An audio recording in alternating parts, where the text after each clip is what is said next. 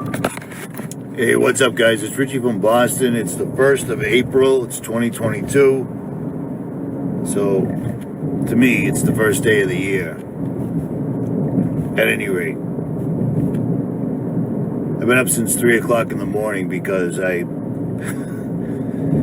thought it would be a good idea to put a 6-foot by 3-foot piece of plywood on my bed, because getting out of bed was so difficult. I thought it was because the bed was so soft or whatever, so I put that on there, and trying to get off of that last night was like somebody severed my spine. It was so bad, I couldn't believe it. And yet I'm still pushing forward, just a little slower. But man, that sucked. I hate being up that early. So what I've been doing is making a video for Jailbreak all day on a new computer that Razor sent me. And the funny thing is the new computer keeps crashing while I'm editing. And that's not the worst part. To get about 10 minutes of edited footage takes about 4 to 5 to 6 hours, depending. And every time this brand spanking new computer crashed, I lost what I just did. It didn't save it or anything. So it just sucked. So I just went to the Toyota dealership to pick up parts. These little clamps right here that I already had that I put on, and then thought to myself, those should probably be tighter. So I snapped them, which sucks because you can't get them anywhere except Toyota. So I ordered the parts. I went to pick them up, and they handed them to me, and I'm like, these ain't what I ordered. This ain't what I need. And the dude said, well, I said, all I need is just the clamps. I don't need the whole, kit. And fortunately, he had 2 of them in the return bin. So I got those, and that makes me happy. Because the truck is just about done. Just about done. At any rate, I'm making the video, and I'm comparing my computer to the new computer to another computer that I have. And the new computer, they gave it to me to, tell everybody how great it is. I'm not going to do that. Long-term goals, long-term sponsors ain't a concern of mine. I don't care. It's a big sponsor too, but I don't care.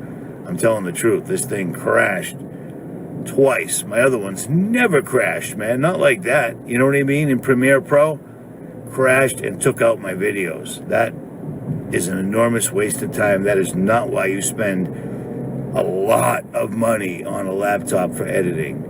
So they're not going to be happy. But I'm not happy. And I'm not going to sugarcoat it. I'm not going to lie. I'm going to show everybody the facts. And at the end of that video, I'm actually giving away my 2020 Razer Blade Pro 17, which is a monster computer. It's phenomenal. It's more than anyone will probably ever need unless they edit. And if they do edit, it's a phenomenal editing laptop. I just have more than I need, so I'm going to give it away to somebody.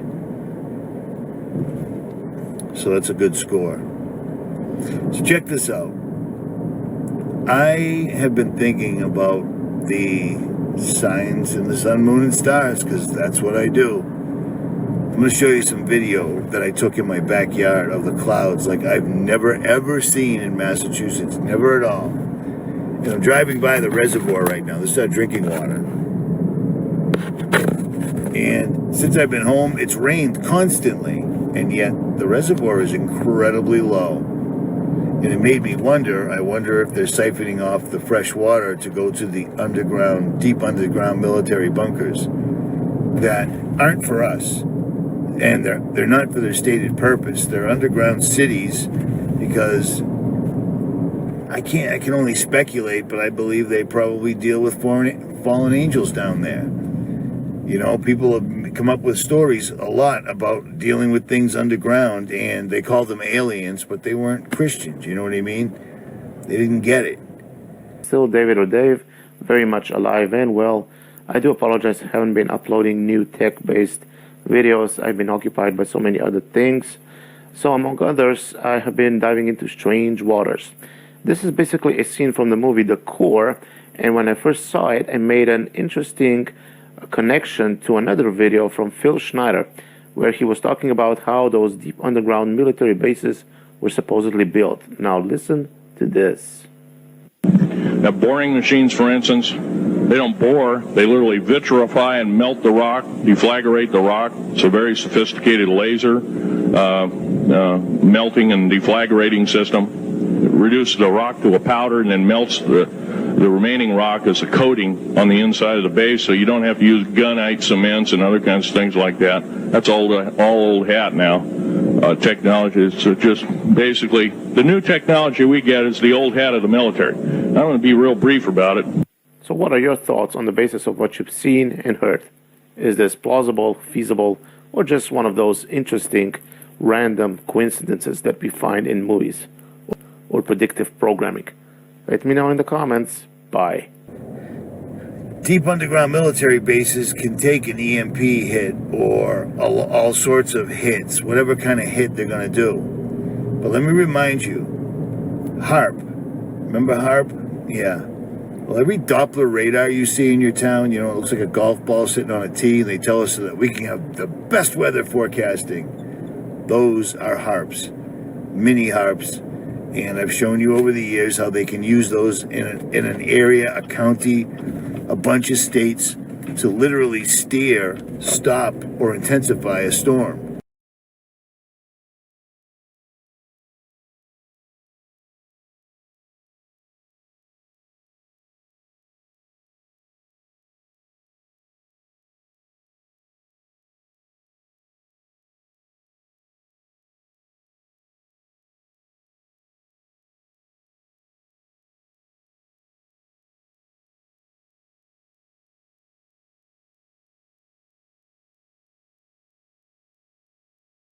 Did it when the Pope was here, remember? They called it a miracle. Yeah. I'm thinking about the skies being like Aurora Borealis, like Northern Lights. Well, one of the things that HARP can and always did do, and they told us this, it can mimic the Northern Lights. It can put so much frequency into the atmosphere and excite the molecules that are in the clouds to the degree that they change color or whatever.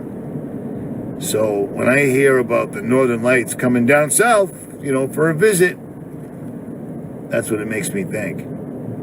And deep underground military bases would be utterly unaffected by this. So anything you didn't want jammed up, an EMP doesn't last forever. An EMP is a pulse. Electromagnetic pulse. Boom. See how I say pulse. Electromagnetic pulse. I crack me up sometimes.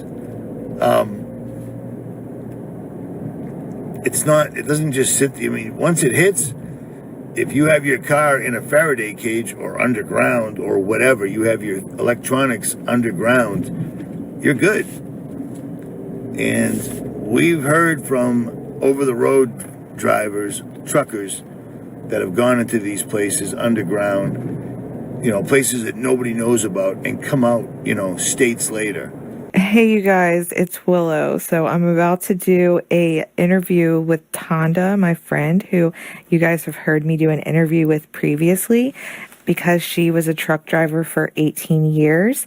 She drove trucks from 1991 until 2008, and she also went inside of the caves that are in Kansas City, or is it Kansas City or the other side of, there's one in Kansas City and there's one on the other side of Missouri. Kansas City, Missouri, and Kansas City, Kansas. Yeah, Kansas City, Kansas, and Kansas City, Missouri. And she carried a lot of, questionable things. So what kind of, what did you carry that you thought was the weirdest? What was one of the weirdest things that you were carrying? A little miniature helicopter and the shredded currency. And the miniature helicopter was military? I don't know, it was green. When you picked up the currency, you had someone follow you all the way to the state line, you said? An escort in front of me and back of me all the way to the state line, but no further. I went to New Mexico with the money. Right. And I find it really strange that you were I picking didn't up need an escort from the from the state of Missouri. from the Missouri state line all the way to New Mexico. I don't know. They drove for hundreds of miles underground. That's crazy, man. That is totally crazy. And the amount of money that they took from us to build these things, well, it's for the protection of the people. No, it isn't. They don't even take care of the roads. The number one thing, they don't even take care of the roads. We pay them. They take money from you under the guise that they're going to take care of business, and they don't. They haven't fixed the roads in I don't know how long, unless, of course, you're talking about the interstate 18-wheeler roads from north to south, east to west. The only project that was going on during the lockdowns was the installation of 5G and the continuation of building those roads. And boy, did they. You know what I mean? They made them bigger, they made them wider. And in some states, they even changed the exits because, the exit numbers that have always been there since the roads were built, why don't we play a little shell game with them and change them all up? To this day, GPSs still don't recognize the new numbers, but they don't care about that because it's for foreign troops, straight up. So I got to tell you, be ready. I put the link for Patriot Pantry, my link down there. Use it. Use it. And any proceeds that come from that are just going to go right back to the subscribers. I don't care. You know what I'm saying? I'm telling you to do it because I know a lot of you people, and I want you to be squared away. They're going to take away the food. They're not going to just shut everything down and everything's going to happen in an instant.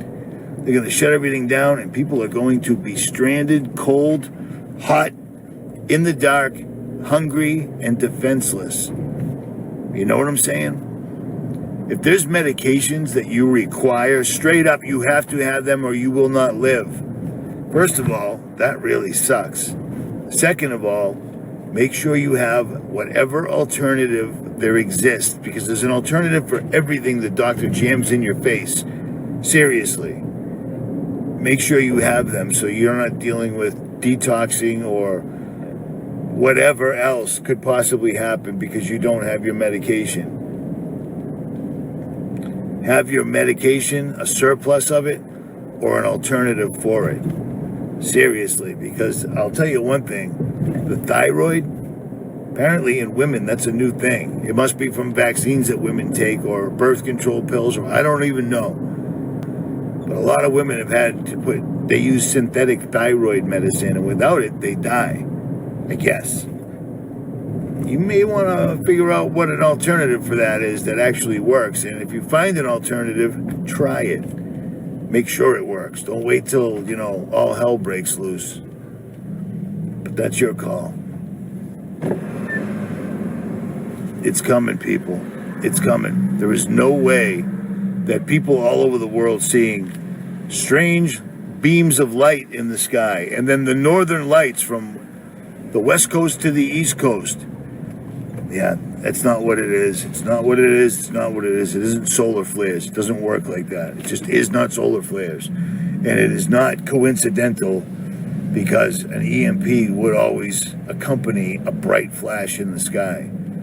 And suddenly our skies lighten up. Yeah, they're coming, people. They are coming. They're not going to stop. They don't have to stop.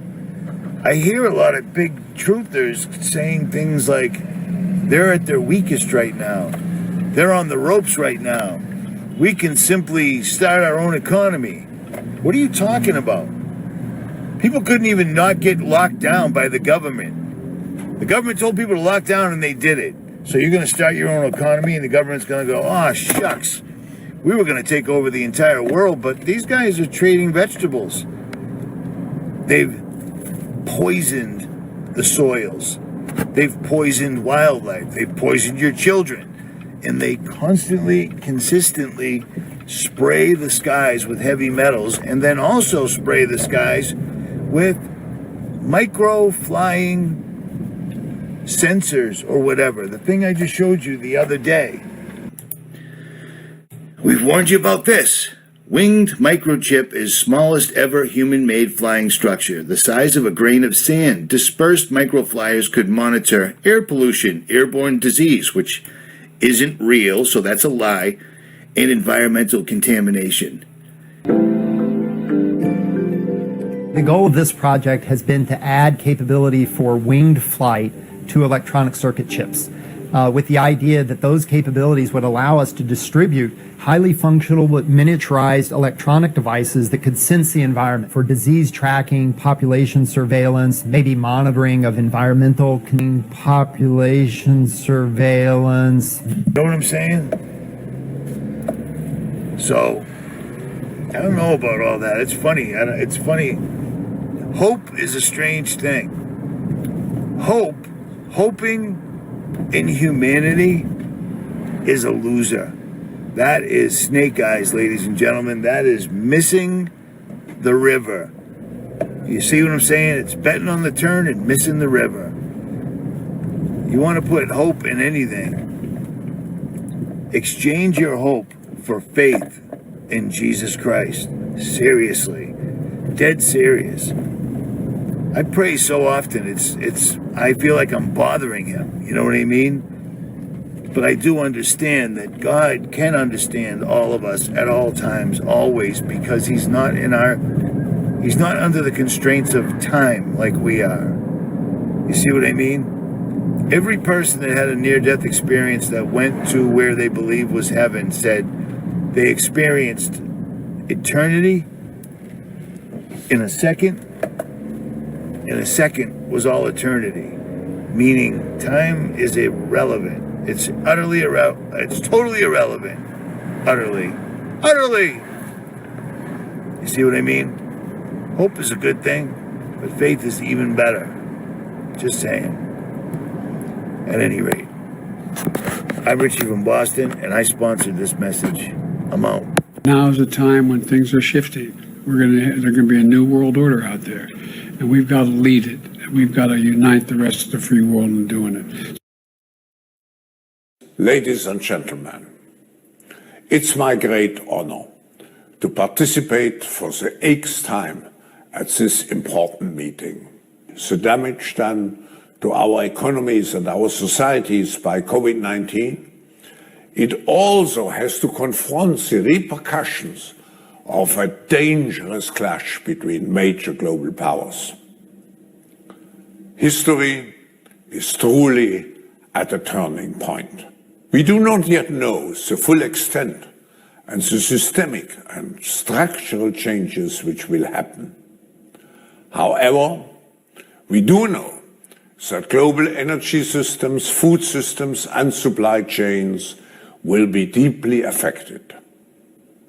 In times of crisis, the role of governments is more important and more relevant than ever.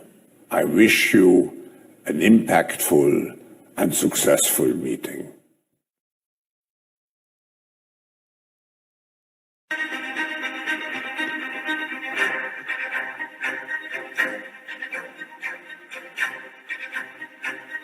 Peace and stability are critical for continued economic progress and to secure a brighter future for generations to come. We may have disagreements, but resolving them in a battlefield is not the right way to do it.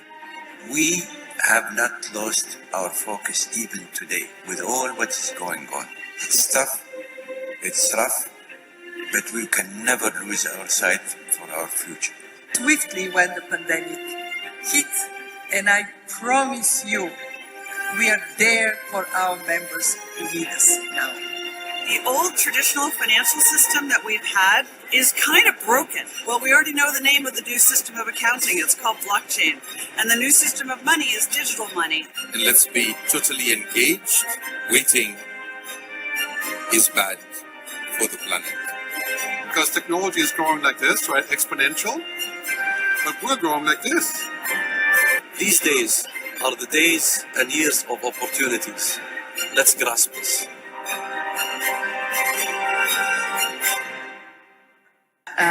I remember talking to an Australian diplomat at one point about this break between the US and China and said, both sides are going to say, whose team are you on? And he said, our job is to make sure the question never arises. But the question has arisen. And so I think we have to go deeper. And it's not about the US versus China. It's about what underpins a world order is always the financial system. What underpins a world order is always the financial system.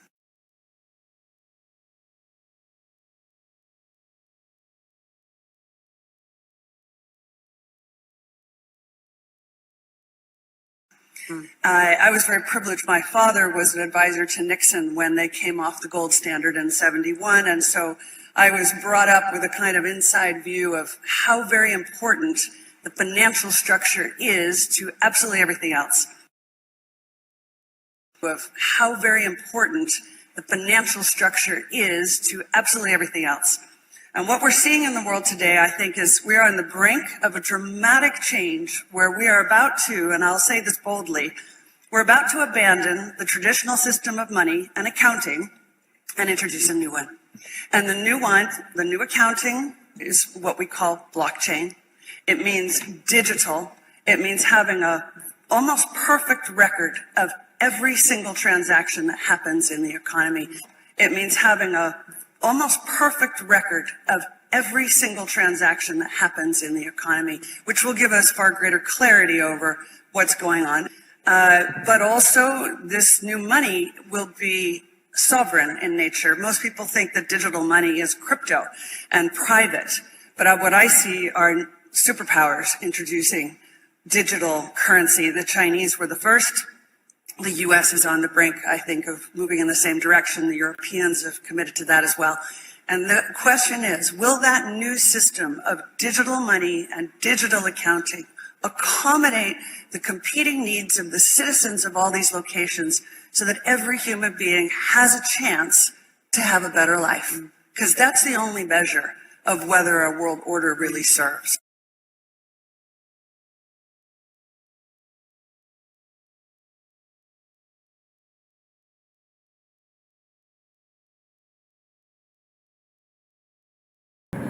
You see what I mean? Hope is a good thing, but faith is even better.